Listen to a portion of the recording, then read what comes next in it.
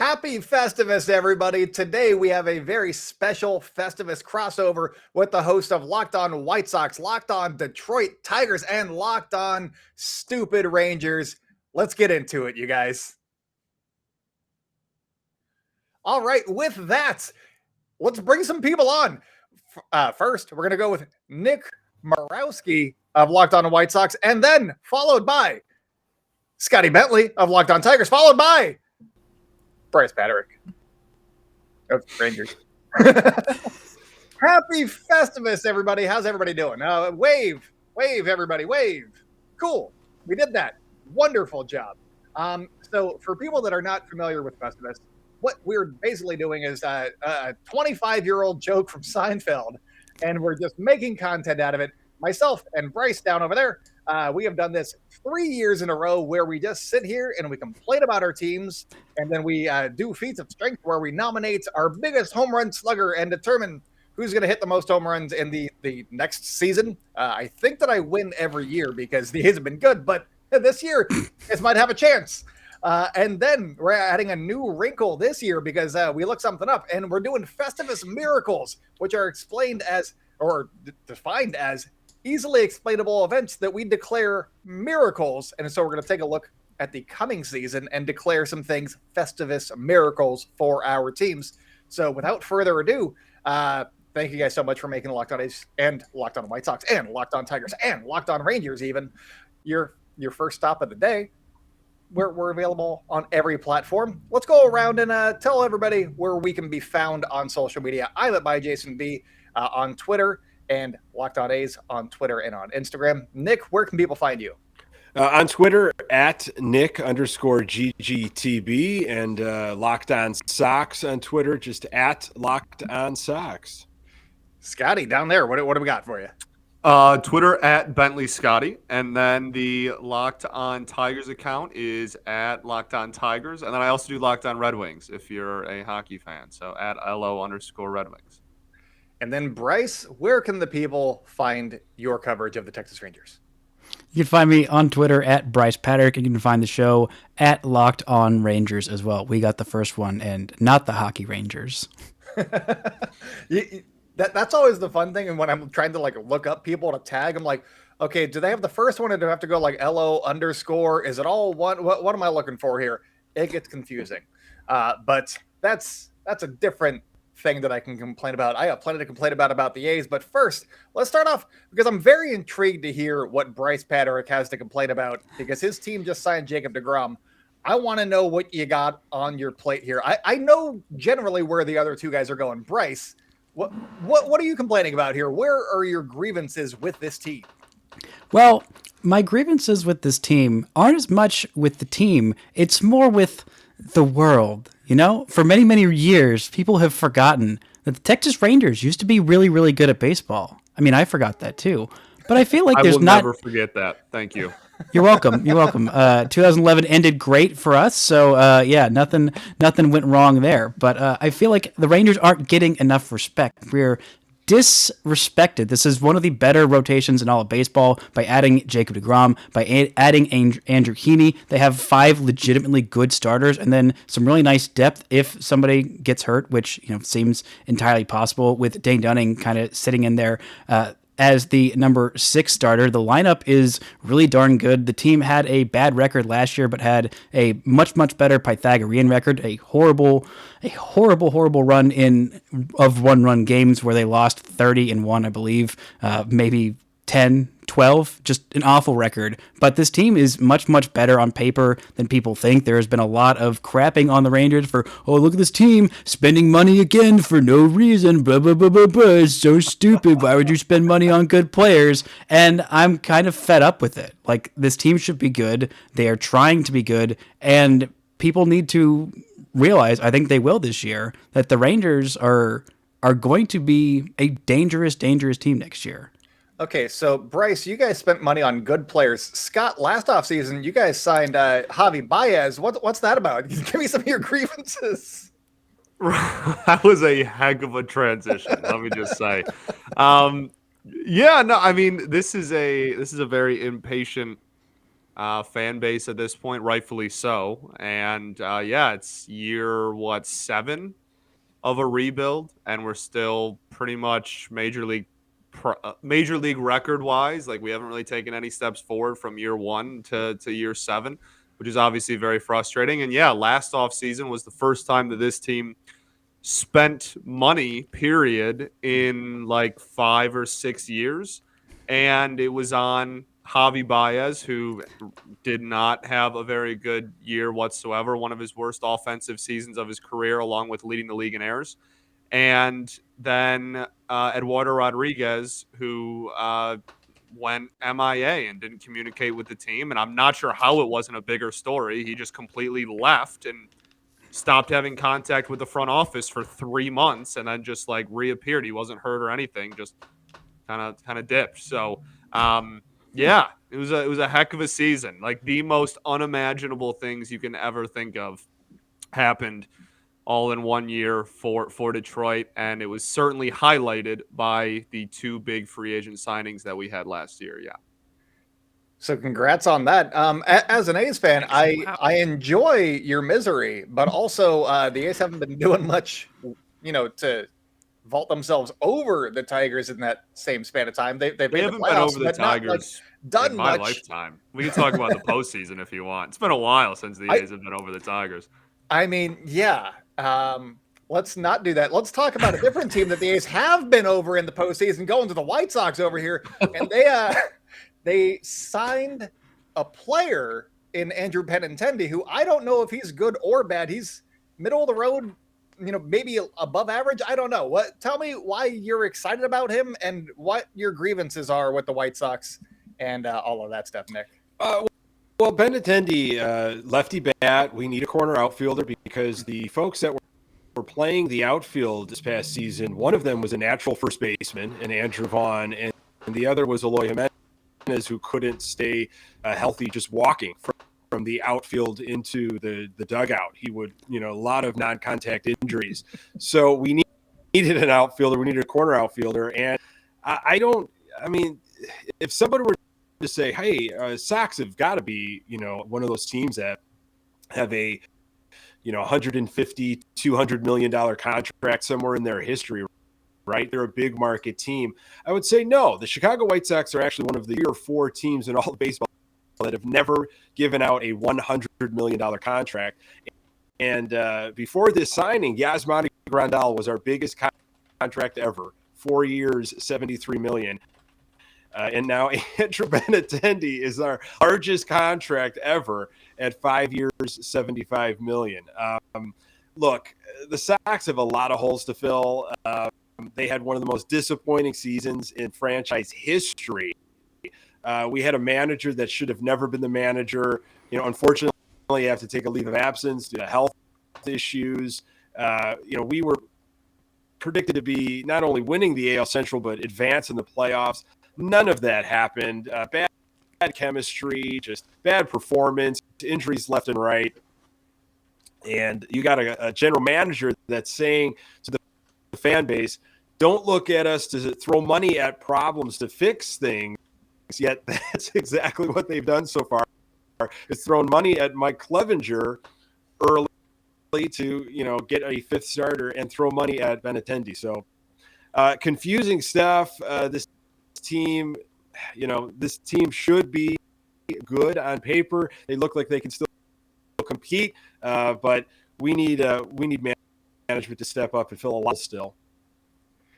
I mean, it feels like the White Sox should be a lot better than they have been. I mean, maybe Andrew Benintendi gets it there, and left field defense has really been what's been hurting you guys. But from an A's standpoint, I don't know where to begin, honestly.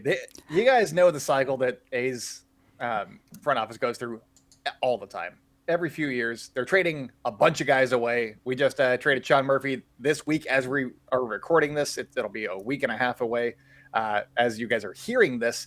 They might move the team to Vegas. I don't know. Rob Manfred likes to throw his weight around on this issue, and the A's have moved very far with the city of Oakland. They have done nothing with Las Vegas in about a year and a half. So I'm intrigued to see what they think Vegas has to offer them that they haven't offered already.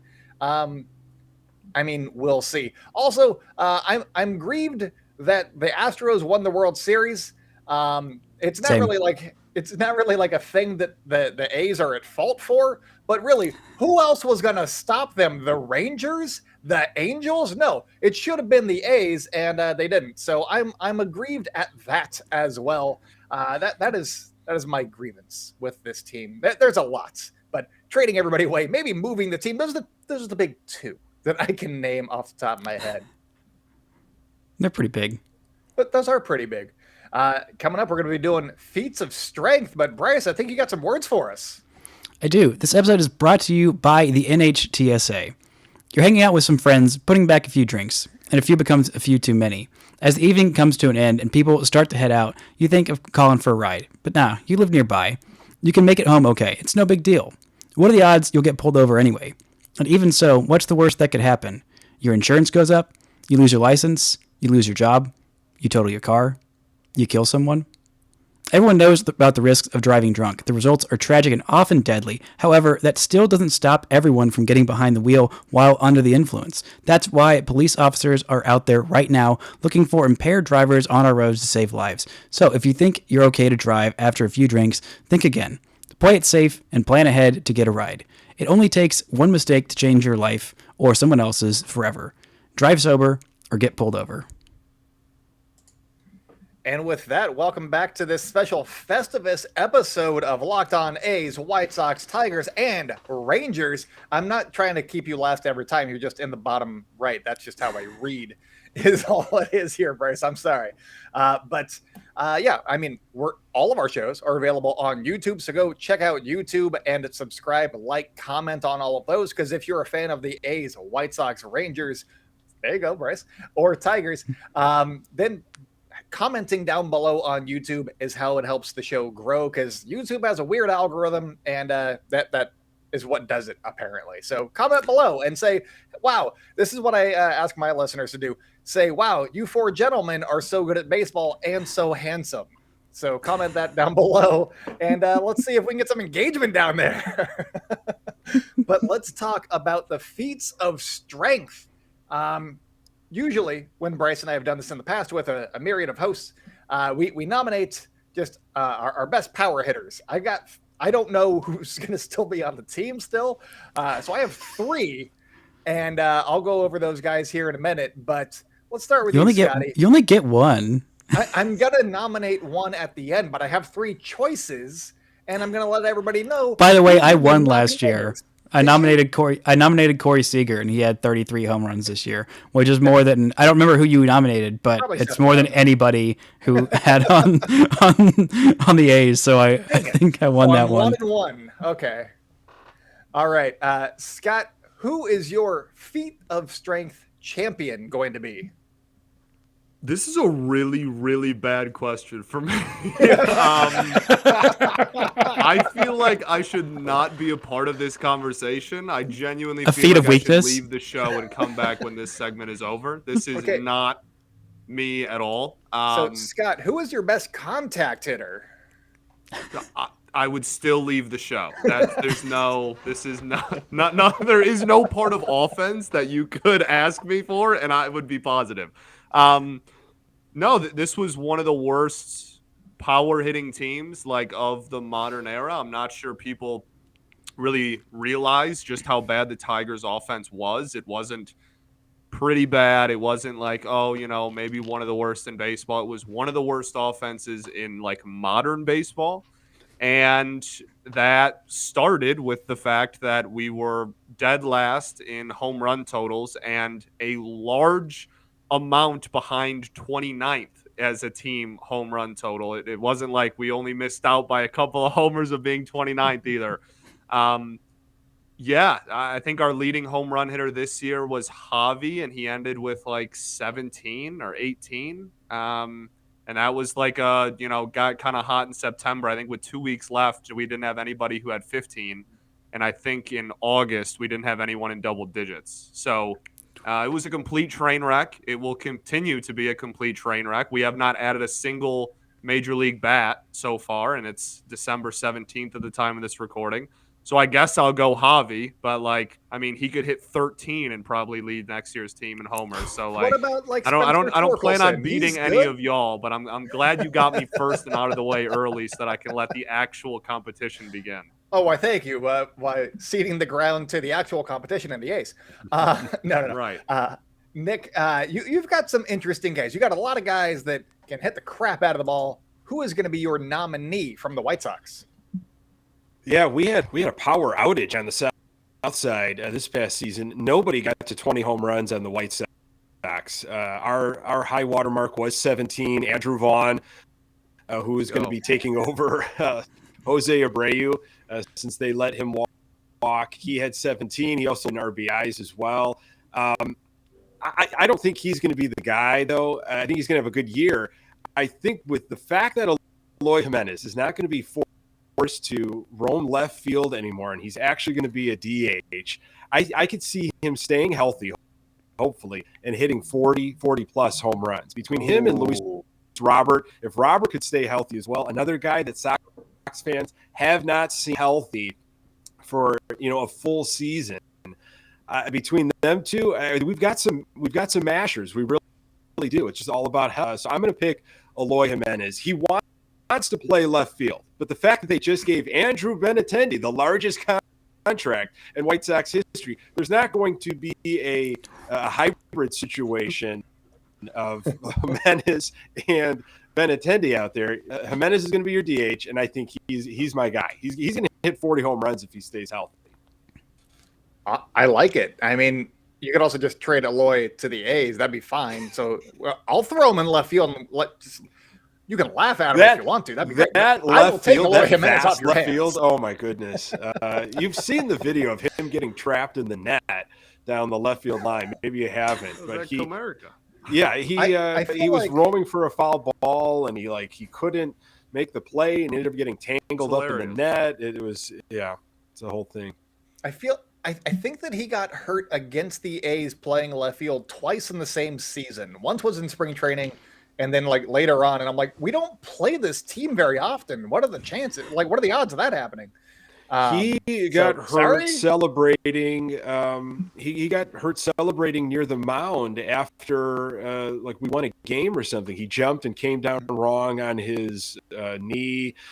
He's a mess. So I'm not saying he'll stay healthy even as the designated hitter. With all these rule changes, if we could figure out a designated runner, I'm just going to run for you. As soon as there's contact, I'm your runner. But it's he's got the power though. He's got the potential. So he's my guy. I feel like you guys just signed Billy Hamilton, so there's your designated runner. But that would be a great thing. Larger bases, and you've got Billy Hamilton as your designated runner. That'd be perfect for us. I'm constructing your team for you, but you Bryce, who do you got? You won with Corey Seager last year. You got Marcus Semien over there, and that's just rude of you. I don't know. Who are you going to pick? It's probably going to be the winner because we got one guy that's got a Javi Baez and then another one that is hoping for health from a guy that has not stayed healthy historically. So who's going to be your person? And then I got some guys. Watch out. Well, I mean, the Rangers had a pretty good. This just feels like flexing at this point. I'm not intentionally trying, but the Rangers had 4 different players with 26 or more home runs. Semien had 26, and he didn't hit his first until a grand slam in Oakland in one of the last days of May. It was a horrific start to the season for him. So I think I'm going to go with Marcus Semien. I mean, he ended up with 26 bombs, despite that, just honestly, you could not script a worse. Just everything was horrible for him for the first full 2 months with the Rangers. He got it all figured out, was really, really good in the back half of the season. Seager set a career high, had never had more than 26. He finished this year with 33, which was a record for the most by a left-handed hitting shortstop. I will give any of you $20 if you can tell me who had the record with the most home runs from a primarily left-handed shortstop in Major League history. Oh, in history? Jesus. Okay, he's an active player, and he has played for the Rangers. Ooh, IKF, baby. Is he Left-handed. ready? Yeah, is he ready? I'm like, I don't know. He also his career high is like 6. So no. Yeah, he's also not good. That was where I was I going. can't think of any Rangers shortstops that aren't. He hasn't. Elvis He Andrus. hasn't. I'll give you this. He hasn't played shortstop for the Rangers. He's played third base, Oh. left field, and first. Oh God. Rougned Okay. Odor. Oh, God, Nope, never played short, and wasn't primary. I'll spoil it for you. Brad Miller had it with yeah. 30 man. with the Rays. I was completely shocked when he broke this record. I was like, "Is that really? Really?" Weird. There just been that few shortstops who were left-handed, Yeah. and Corey Seager is one of them. But no, I think it's going to be Marcus Semien. It could be Nathaniel Lowe, and I kind of wanted to go wild card Mitch Garver, who had 10 in his 54 games, and he is hurt for. He only DH'd for like half the year, and then had surgery on his elbow. But I'm going to go with Semien. Feels like a much safer bet. I'm gonna say that you selected Jonah Heim because he is a favorite of mine. So I love Jonah. Heim is your selection. Cool. Um, That's fine. Honestly, fine. He might So- have 25 next year. yeah, he might still lead all of our guys anyway. So for the A's, I don't know where to go. Last year, the team leader was Seth Brown. He had 25, and he's probably gonna, if he's still on the team, probably gonna lead the team again. But there's also, is he going to be on the team? So I had to come up with some other solutions here. Dermis Garcia, lots of power, struck out 44% of the time. So I assume that the opportunity isn't going to be there for him, but he hit 5 home runs in like 100 and something at bats. So he could do it if he gets like 500 or 600 at bats. He could have like a 30 homer season. He's got the tools and lots of power. And then the A's also selected Ryan Noda in the Rule 5 draft. He hit 25 home runs in AAA. So 25 is really my baseline here. I'm going to go ahead and say that the A's do not trade Seth Brown. I'm going to be optimistic about something. Super optimistic about something. It's Look going at to be you. a Festivus miracle if Seth Brown is still on this team. But I'm going to go Seth Brown. But those are the other guys that are boppers. Also, they got Esteury Ruiz, and he hit a bunch of like 16 home runs in AAA last year.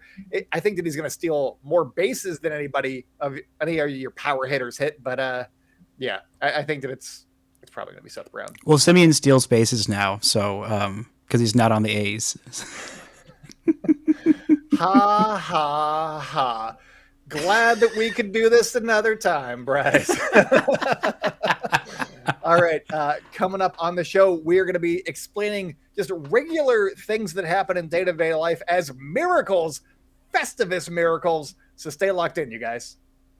And so for YouTube people, there's no ads. We just jump straight into it. We're back again doing some of this. So I think it's Wikipedia. You got this from, Bryce? It is. It is my defines source. it as easily explained events that are declared miracles or miraculous. These are Festivus miracles. And so I'm gonna start this time. Screw it.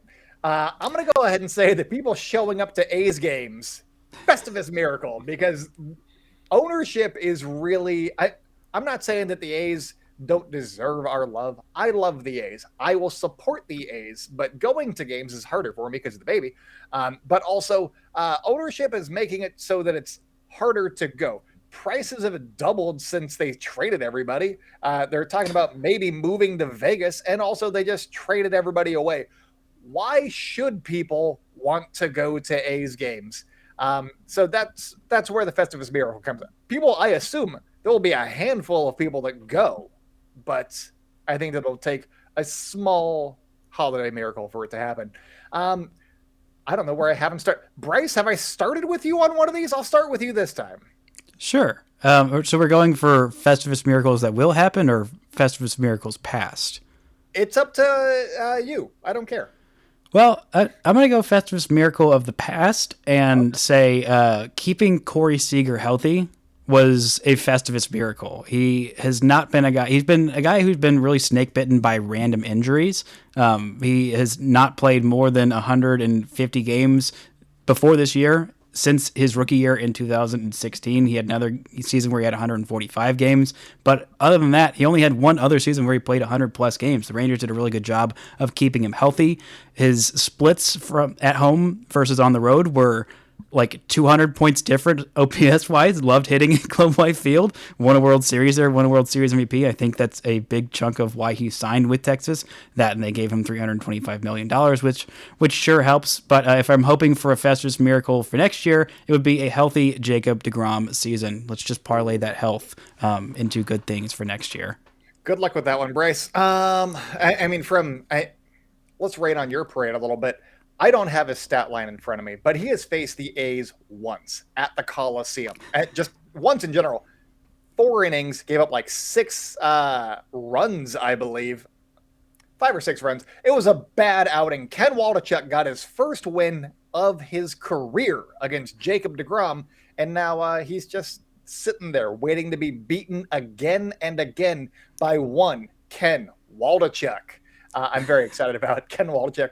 I really wanted him at the deadline, honestly, and I was pissed that you got him. His other win in his professional career came on the final day of the season against Shohei Ohtani. So, wow, ace killer. Yeah, ace destroyer right here. I am A's built for the future right now. And future Ranger Shohei Ohtani. I mean, we'll see about that. And now we can put that all in our titles as defeat the algorithm, everybody. Also comment below and say how handsome we are. Nick, let's go over to you. What miracle do you think might happen on the South Side? A miracle that the Chicago White Sox front office and organization continue to spend actual American dollars in this competitive window. It has been a little over 6 years since they traded away Chris Sale for Yoan Moncada and Michael Kopech. The great rebuild began. They have never went and got that capstone piece. We thought they were going to really go after Manny Machado. They tried to do it on their terms.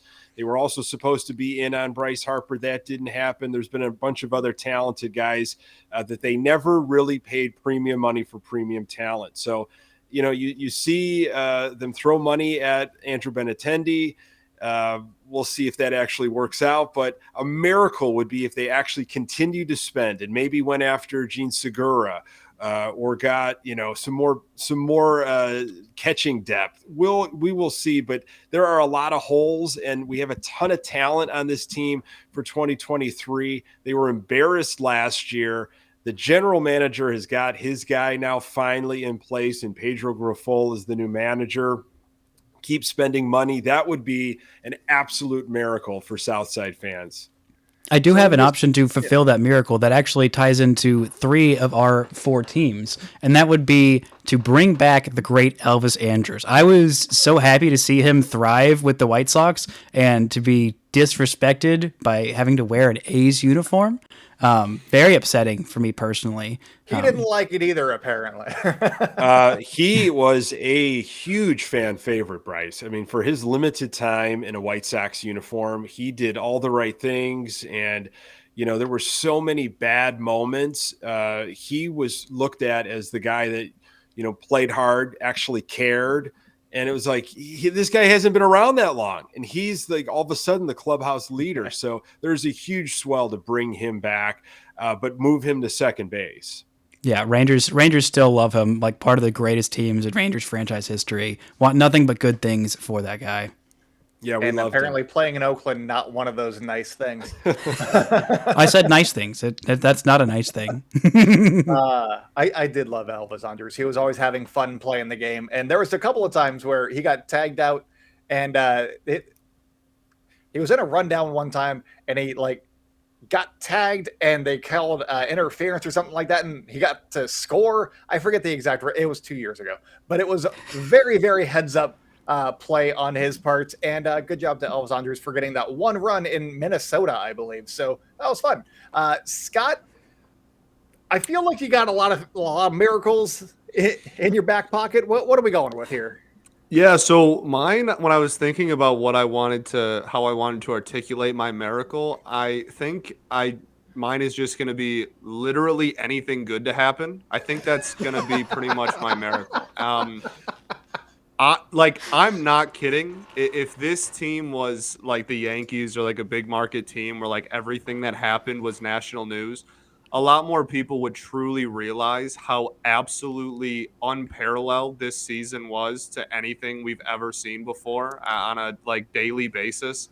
Um, yeah, I just want like something good to happen. They're literally like the only thing I think that we really could hang our hat on last year was Chris Fetter, the new pitching coach. New, he's been here 2 years now, but newer addition to the pitching staff, and he's widely considered to be one of the best pitching coaches in the league. And we have a lot of young pitching talent that was I guess solid last season. That's like the big thing. So yeah, like I just want anything positive to like happen on the baseball field, whether that's like Torkelson, figuring it out and taking a big step forward, whether that's Riley Green taking a big step forward, whether that's like Javi living up to what we paid him to be, whether that, I mean, like not having a worse offense than like the 114 and 119 lost teams that I've seen in my lifetime. Like anything good would just be great. So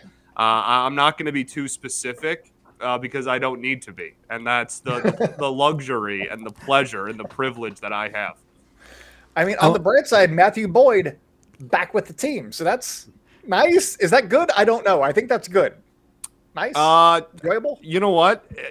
Ask the fans in this city. You're gonna get a different answer pretty much with every person you ask. I'd say amazing human being. That's undisputable. Great dude. But yeah, the fact that we've made 2 major league additions this offseason after having one of the worst offenses any of us have ever seen, and neither of them are bats, is definitely a decision that has been made. So, well, if you hold the opposition to 0 runs, you got a shot. So there's that. there you go. We can just drag it into extra innings when we lost like all of our extra inning games last year. Oh man, I think that's like the most depressing answer we've had, like in the history of this series. Like that was like hats off to you. Like that was. I'm really sorry for you, man. Super depressing. Yep. That's my mantra right there. Yeah. You nailed it, man. Gosh. So I do have to say, the last time that I think I talked to you, Scott, we did a crossover, and I believe I titled the YouTube episode,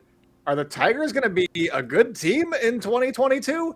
Because I was like optimistic about the team, and I feel so bad for doing that now, and like getting expectations up or hopes. I don't know. So there were a lot of hopes, and like after last offseason, like if it was like universally agreed on from like all the national outlets, I thought like, yeah, no, the Tigers had a better offseason than the Rangers. Like they're gonna be way better than them, and I was like, I don't know about that, but I didn't see this. Actually, I think the Rangers were only 2 wins better, so I don't know what I'm talking about. This is not going to make you feel any better, but we were, as Sox fans, we were like, watch out for Tigers this year. You got AJ Hinch, who we were supposed to get. That was supposed to be our manager that our general manager wanted. Instead, the owner pushed La Russa down our throats. But you guys have the young pitching. We were like, oh, man, things are aligning. And they spent money on Baez, but we kind of knew just from seeing them on the north side what you guys were going to get in Baez. But we were scared. But you guys got hit with the injury bug, didn't you?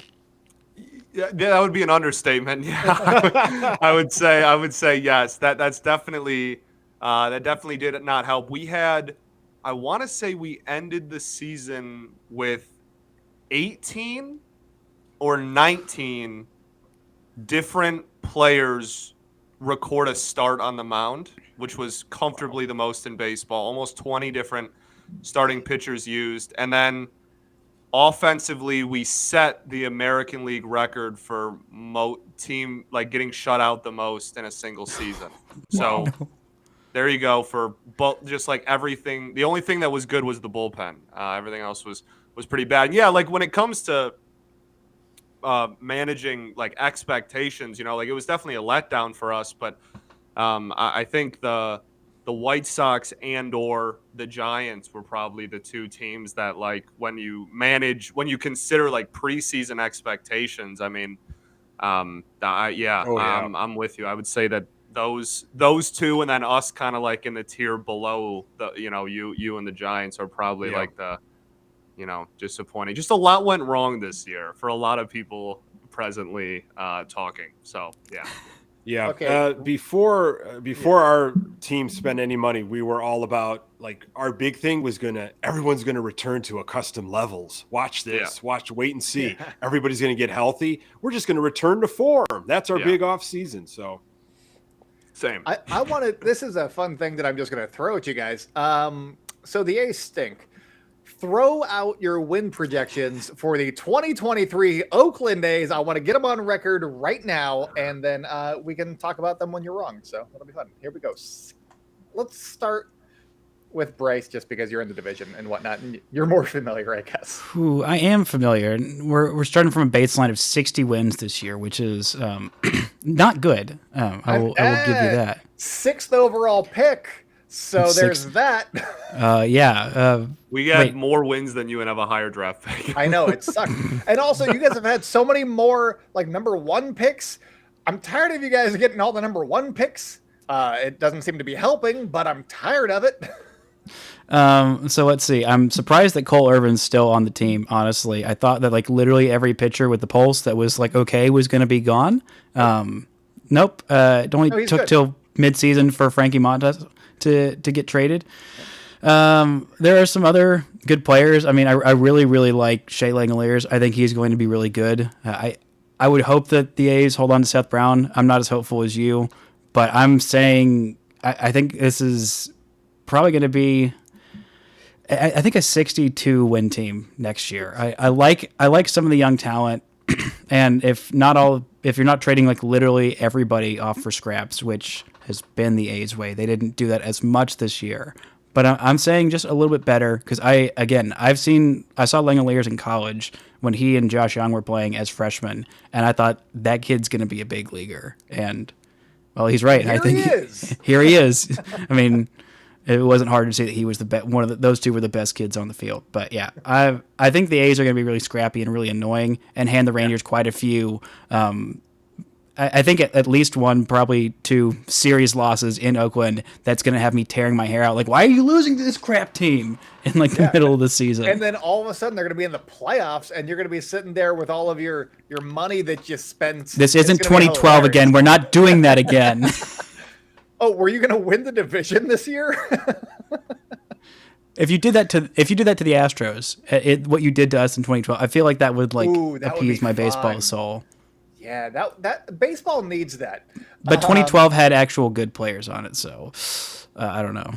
Like Josh Reddick? Yes, noted elite Hall of Famer. What happened in the postseason in 2012? I don't want to talk about it. I don't know. I blanked out for everybody here. So in 2012, the A's weren't in first until the last game of the season when they overtook the Texas Rangers. They swept them to finish the season, pushing the Texas Rangers to the first ever wild card game. And very painful.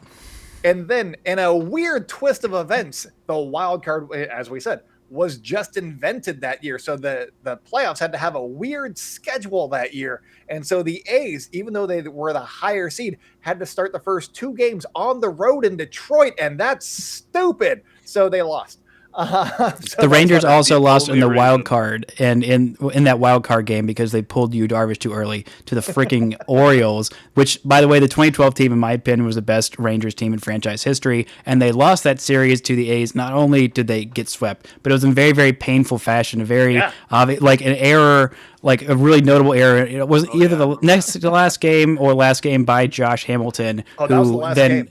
Yeah, okay, that was the last game. That basically let in the winning runs. And then I believe that offseason was when he bolted to Anaheim, called Texas a football town, or the Dallas area a football town, and then proceeded to suck really badly for the Angels. So, and that was the dark times.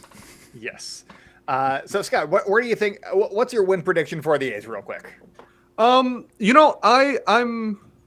I guess a little more bullish. Like I think that they are, they obviously the national headlines are always like, oh look, the A's are gonna sell anybody with a pulse and whatnot. And I think one thing that I don't know how much of an effect it'll have on the like bad teams in baseball as much as it will the good teams. But like next year, we have to remember is the first year that everybody plays everybody and you play your division less.